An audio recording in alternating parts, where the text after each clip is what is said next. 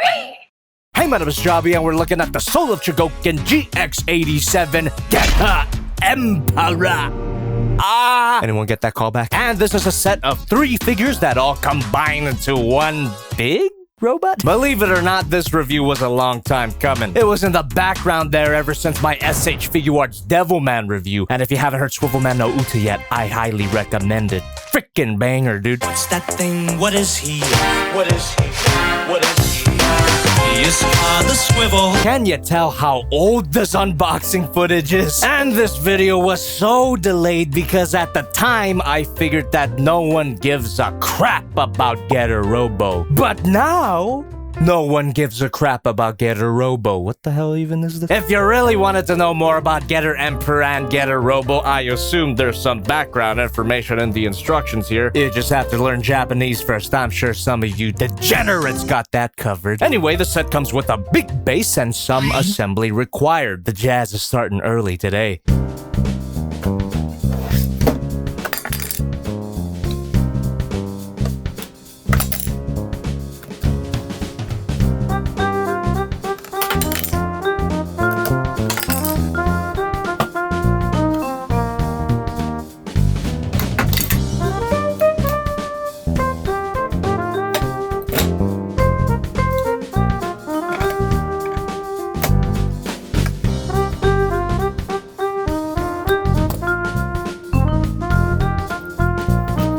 And having all the Getter machines lined up like this just reminds me that Bandai makes good shit. Link in the description if you want to get an Emperor for yourself, courtesy of Big Bad Toy Store! Been a while since I've said it. I absolutely love the aesthetic of these machines here. While they honor the relatively simple designs of the original vehicles, it seems as if the Getter machines were put through a horror filter. Seriously, man, there's something about the faces of the robots in front of the vehicles that makes these things really unsettling in a very good way. As you know, I'm unfamiliar with the context behind the Getter Emperor team, but the spiky and hellish and event horizon-y designs tells a dark story. Emperor Ego's gotta be my favorite one of the set, and the scariest one in my opinion. The only thing I truly recognize from the Getter Robo franchise is the head of Getter 1, so seeing it pasted on the front of a mechanical abomination is more than a little uncanny. Emperor Jaguar looks more like Emperor Mosquito. The color scheme on him is a bit too bright for my taste, and it doesn't quite mesh together with the overall spooky aesthetic of everyone else. But you know,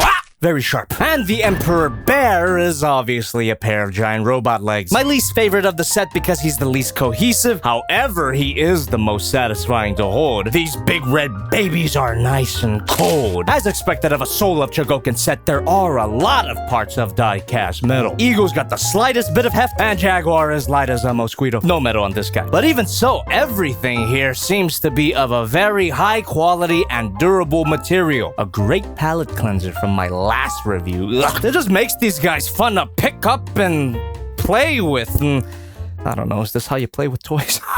Besides Bear's obvious positioning in the robot mode, the individual Getter machines make a great display on their own, and I especially love that 3-tiered stand. And as you very well know, size doesn't really matter, but there is a part of me that would have liked to see these guys bigger. You'll see why after this.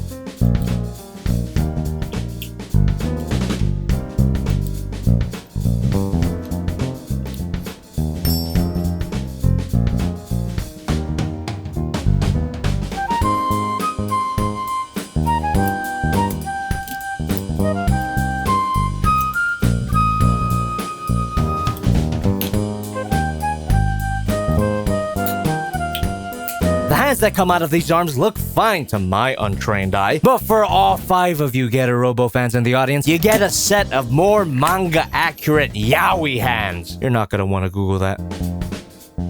I really have to give the biggest props to whoever engineered this mess. Such a clever yet simple combination that holds together pretty well. I definitely don't envy the job of whoever has to design actually transforming Getter Robo figures. Those designs were never toy-friendly, and fuck them for that. The guys at Bandai did a bang-up job. The 3 Getter machines convincingly assimilate into one cohesive whole. You can't even tell this guy is comprised of 3 separate figures. The design itself is an appealing combination of that old-school rounded mecha look and the sharper and excessive modern sensibility. Bandai's premium materials are on full display here. The painting is clean. The sculpting is precise. It's clear that a lot of love went into the making of this figure. And while I do adore the head sculpt here, those big ol' spikes can get in the way of head posability. You never want to force it through, they look a bit fragile as well. As for the articulation, it's actually pretty good for a combiner. Yeah, it's kind of basic, but there's just enough here to qualify this figure as not a brick. But no way, Swivel.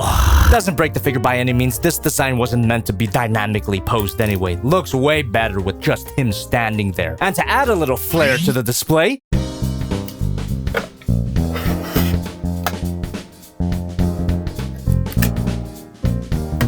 you can attach him to the base, and using the extra components from the transformation, you can assemble this huge and beautiful staff axe thing that could either snap into his baby hands or his yaoi hands. Remember, don't Google that. Or you can put him on the base, and that's a pretty cool display. But I gotta admit, he looks a bit better off the stand. On the topic of that axe, there's a detail that I think you guys should know about. I have no idea how I missed this during the several months I've had this thing, but check it out. That's the 3 fucking faces of each Getter machine. Jesus Christ. If I keep looking at this any longer, I might actually go crazy. I'm going crazy. I'm going crazy. I cannot comprehend the designer. It's something different from me, so I'm going crazy. What I'm trying to say is, this looks like it came out the head of a guy with a racist cat. I love that creepy little detail. But what I don't like is some moments of fake mass, and let me explain. If you didn't skip the transformation like my frequent musical collaborator, Civil. That's right, Omar, I'm calling your ass out. Square up.